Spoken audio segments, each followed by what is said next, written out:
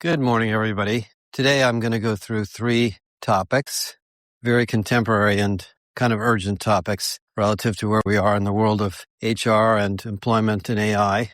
The first is I'm going to talk about the vendor market around AI.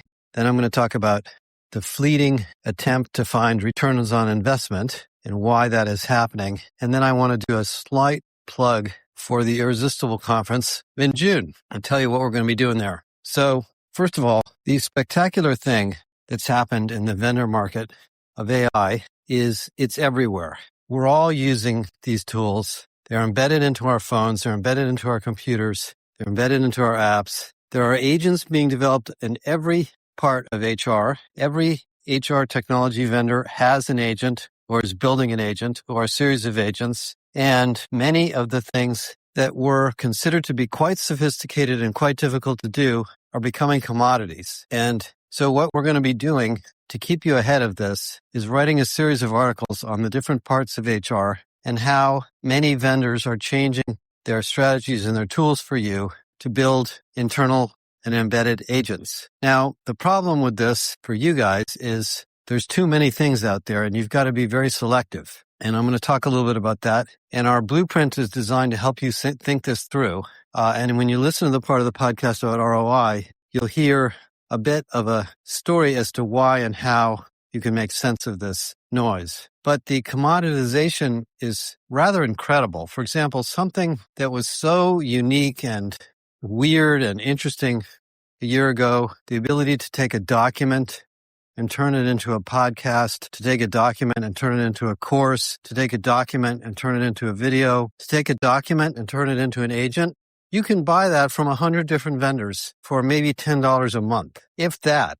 So the generation capabilities of taking any form of content you already have, policies, courses, videos, audios, speeches, regulatory rules, whatever, and turning them into an AI object that can be queried and chatted with and converted to training is essentially everywhere. It's free. It's not quite free, but it's pretty close to being free. So if that's why you're buying a tool, be careful because that isn't enough. What's going to matter at the application layer, and application layer is where all the value is in AI, by the way. The infrastructure and the compute and the electricity and the data centers are probably the most commoditization of all, even though there's a massive amount of money going there, is how the application works, how well trained it is, how well it understands your industry, your company. And a lot of that falls on your shoulders, not just the vendor. But you'll see that the vendors have many, many different tweaks and tunes and angles to this. And so the first time you see one of these generation tools, you might get astounded, and then you're going to realize, well, maybe we need to find the one that's the best for our use case. For example, in the dynamic enablement market, which we're spending a lot of time in, are we enabling frontline workers? Are we enabling engineers? Are we enabling support people? Are we enabling executives, salespeople? Different use cases require different implementations of the technology of dynamic content generation. Dynamic content generation itself is not really the feature anymore. It's how well does it serve the needs of the audience that we're trying to address. And that means that the vendors have to be focused on problems, not tech. So anyway, that's number one. And the podcast chapter I'm going to insert into this talks about how you think that through. Second thing is a little bit of a plug for Irresistible and what we're doing with Galileo. Now, in the next 2 weeks, there's going to be a series of HR conferences here in the U.S., Unleash and Transform. And we're going to announce the new version of Galileo and a relationship with another vendor that really moves Galileo into the world of completely digital HR business partner available to every employee in your company. And so we're implementing essentially a strategy we've been working on for a couple of years, which I guess I would call Galileo everywhere. Galileo as an agent, Galileo in Workday, Galileo in ServiceNow, Galileo in Copilot, Galileo in Joule, Galileo in Claude, in ChatGPT, in whatever AI you have, Galileo in vendor XYZ, HiBob, etc. The purpose of that is to allow you to access the intelligence that we've gathered for the last 30 or 40 years in whatever systems you have. because AI is everywhere and it is a almost standard technology now in enterprise tech. So we have found ways with MCP and other technologies to integrate Galileo into all these other systems. So that's coming up. And then on June 8th through 10th at USC, we're going to have our 5th annual Irresistible. For those of you that are leaders or global HR professionals or CHROs, I urge you to come. We're going to be introducing a new leadership offering for you. We're also going to be showing you how all these things work. We have some amazing speakers coming. We're going to talk about AI governance, AI deployment, and change management and technology and strategy from some of the world's largest airlines, including IATA, the Industry Association of Airlines, some large pharmaceutical companies, some large retail and consumer goods companies. So you can really learn a lot in those 2.5 days. And if you bring a team with you, you will be able to have an analyst from our company assist you as a team and give you a wrap up of the conference so you can go to different sessions and come back and consolidate what you've learned and then bring it home as a opportunity to refine your strategy. Okay, so that's a little start here. Let me now cut over to the discussion of the fleeting ROI of AI and how you really put a business case and strong business strategy behind all of this technology. Bye for now. Today, I want to explain the challenging situation going on in the world of AI, where billions of dollars are being spent on tools, billions of dollars are being spent on data centers, electricity production, real estate, fancy semiconductors, and the return on investment and the business cases and the productivity numbers are not showing up. Now, I'm not going to quote all of the studies that have been done, but there have been maybe 20 studies that I've seen that have shown that the actual impact of AI on the economy and on companies is pretty small compared to the massive, massive investment. In fact, in terms of the size of the investment, a lot of the economists believe that the entire growth in U.S. GDP has been 100% driven by AI investment, and the job market, which has remained relatively stable, is being buoyed up by jobs in frontline work and healthcare and other things, while companies try to lay off white-collar work but haven't really been effectively doing it. Well, there's really 2 reasons this is happening, and they're not hard to understand. Number one, it's not clear to most leaders, and I know this because I talk to a lot of executives, where to apply AI. There are hundreds and hundreds and hundreds of opportunities to apply AI in a business. You can give it to the accountants. You can give it to the salespeople. You can give it to the marketing people. You can give it to the engineers, to the software people, to the IT people. You can try to replace your mainframes. You can try to replace your customer systems. You can try to replace your sales systems. You can try to replace your websites. It's almost like there are too many moving targets. Probably a little bit like what it feels like when you look over Iran when their military bases are gone. So, of course, what happens is people try a lot of stuff. So there are many, many, many experiments going on around companies with AI. Software engineers, marketing people, salespeople. And the supplier market, the vendor market, is doing a great job of producing half-built solutions for all these things. You can go to a marketing tool, a training tool, a recruiting tool, or a content development tool, and you will find an AI feature already there that looks like it's going to be 10 times better. But that feature's not really that well built out. It hasn't been refined to the point that it's clear exactly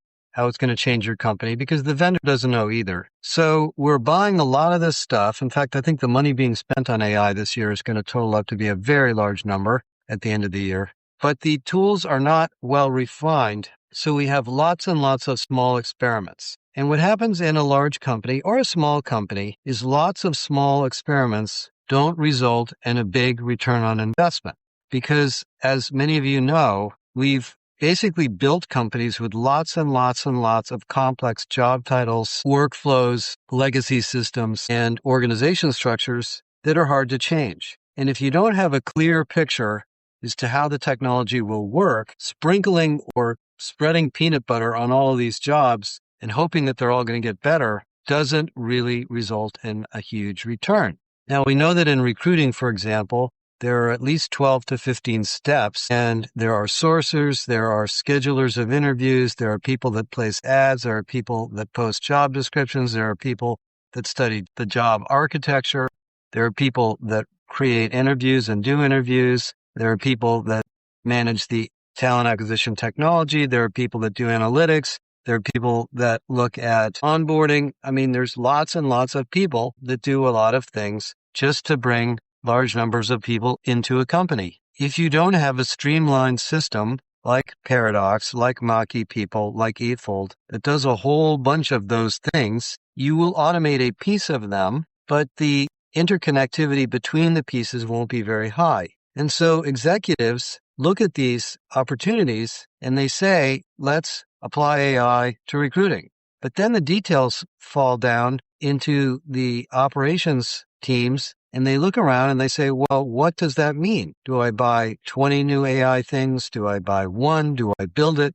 Do I wait for my core vendor to automate it?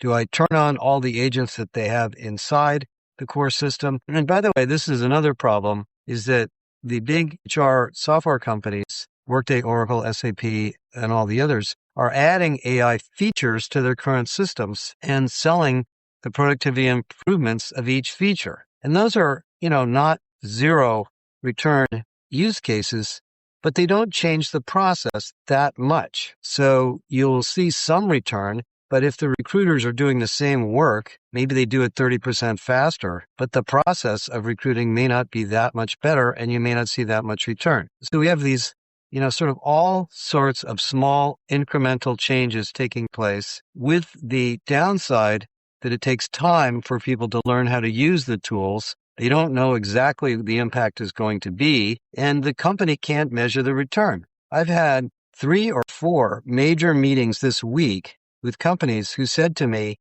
we've bought tool A, tool B, tool C, hear from people that they're doing more work, getting more done, but it's also making their jobs busier. Because if you get your hands on a fantastic tool, you can iterate faster, you can do more things, but will the result actually be more efficient just because you're doing something faster? Maybe the thing you're trying to do shouldn't happen at all. So executives have a really hard time deciding where to focus. And the reason for that is they don't necessarily know how mature these different use cases are and where to apply it. Now, we know that in HR, the 5 big return areas are very clear. This is all part of our blueprint. Number 1 is employee services, employee self-service, massive, massive return here for employees, not just for the call centers, to make employees more productive. Number 2 is in talent acquisition, where you can reduce many, many steps and improve hiring, speed, quality, and strategy, not just reduce the number of recruiters. Number 3 in L&D, where you can move from static training to dynamic enablement, which is a massive ROI. Number 4 is in the HR business partner or the embedded HR role, where you can literally replace many, many of those steps and tasks and roles with a digital HR business partner like Galileo, which we're going to be spending much more time talking about, and move those people up a level into more strategic advisors. And the 5th is in the automation of analytics, data management, and pay equity and other data-related things that HR does, where we don't need a whole bunch of analysts figuring stuff out by hand because the agents can do that too. All of those areas have very high return on investment. But executives have to decide, where are we going to focus? Which is going to be our top priority? Are we going to focus on onboarding? Or are we going to focus on sourcing? We're going to focus on high volume? Or we're going to focus on executives, etc. Number 2, the second reason this return on investment is so hard to measure is because the technology is so new. The things that AI does are spectacular. There's no question about that. I mean, we use it every day. But the actual functional activities keep changing. Within almost a week at a time, you find features in the AI that didn't exist the week before. And so what happens is whoever is implementing some tool or some system is frustrated or perhaps concerned that the thing that they're doing isn't keeping up. And the vendor market is extremely competitive. In fact, I think a lot of the things that we consider to be highly proprietary and very unique are quickly becoming commoditized. Let me give you two simple examples. Skills inference. Now, I'm going to publish a really interesting interview with Ashutosh Garg, the founder of Eightfold, in a week or so. But skills inference was a very arcane, difficult, complex technological problem 10 years ago. We had, early tools trying to do this in applicant tracking systems, virtually nothing in the learning industry other than assessments. And then along comes Eightfold, who basically invented a bunch of AI modules in their system that can infer skills from job descriptions, from job history, from career paths, from certifications and other things. And at the beginning of that space, people were spending hundreds of thousands of dollars or more per year on skills inference engines. Companies like Lightcast were born that built a massive data set and standardization of skills. Skyhive, which was acquired by Cornerstone, TechWolf, a whole bunch of others. In fact, there were dozens. Some of them have been acquired. Some of them have gone out of business. And we believed, and most HR people believed, that this was going to be a huge technology. Workday invested in the Skills Cloud and purchased a bunch of companies to try to get that to work. SAP launched a big skills intelligence project. Oracle claimed to do the same thing and so forth. And most of you and most companies bought skills-based technology. By the way, a lot of this started from Degreed, who tagged skills in the LXP manually, by the way. That wasn't really AI-driven. But, Edcast did it and others. And we suddenly said, great, let's go spend a bunch of money on this, because if we know the skills of all our employees, we can better hire, we can better develop people, we can better move people internally. We had the development of the talent marketplace market, etc. Gloat, all of that. Fast forward to today, this is a commodity. You can take a job description or a recording of a meeting or a series of emails and stick them into ChatGPT or Claude or Gemini, and it will tell you pretty accurately what the skills of this person are. Now, what that means is that if you went down that path and barked up that tree, you're looking at technology that's almost obsolete already, because now skills technology is in everything. I mean, it is in everything. Galileo is a very, very, very sophisticated skills inference engine in and of itself. And I've talked about this many times. So, if you tried to do that 5, 6, 7 years ago and you spent a bunch of money on it and put together a big project, your CFO and CHRO is scratching their head and saying, well, you guys already got a bunch of money for this. Why do you need more? We already spent XYZ on this. Where's the return on investment? That has been a frustrating experience for many, many companies. I advised a lot of people not to do this, but it happened anyway because the market was so exciting. And there's other examples of that. AI-based interviewing, which started a long time ago with companies like HireVue, is now becoming a commodity. AI-based coaching is becoming a commodity. AI-based content development for training is becoming a commodity. So these rapid changes in technology are making it difficult to generate meaningful projects with a return on investment when you spend a bunch of money on something else. So how do we change all this? You build a blueprint, you build a roadmap, you strategize using help from companies like us to figure out where the near-term high return on investment opportunities are for your company, not for everybody, but for you. And that process of refining the applications for your technology and deciding where to invest based on the maturity of the technology and the opportunities in your company is the same process we have used for mainframes, for PCs, for the cloud, for every piece of infrastructure and technology that has ever been invented. So, the question of where the productivity is, it's sitting in front of us, but we have to implement it well. And once we decide where to focus, we have the issues of implementation, quality of us offering, training, change management, super manager roles, changing job titles, all of that messy stuff that has to happen. So when you read a story like Block and Jack Dorsey laying off 40% of the people, believing he's suddenly getting great productivity, that is just a very misleading situation. That's kind of my advice for today. We have many, many examples of this that are going to be presented at Irresistible 2026. I hope you join us, and we will be at Unleash in Vegas. We will be at Transform in Vegas. I will be at the HR Tech Conference in Europe in April, and many, many more places around the world if you'd like to talk to us. But come to Los Angeles, June 8th through 10th, and you will have a chance to be a part of our 5th annual research conference and really see this stuff in action. That's it for now.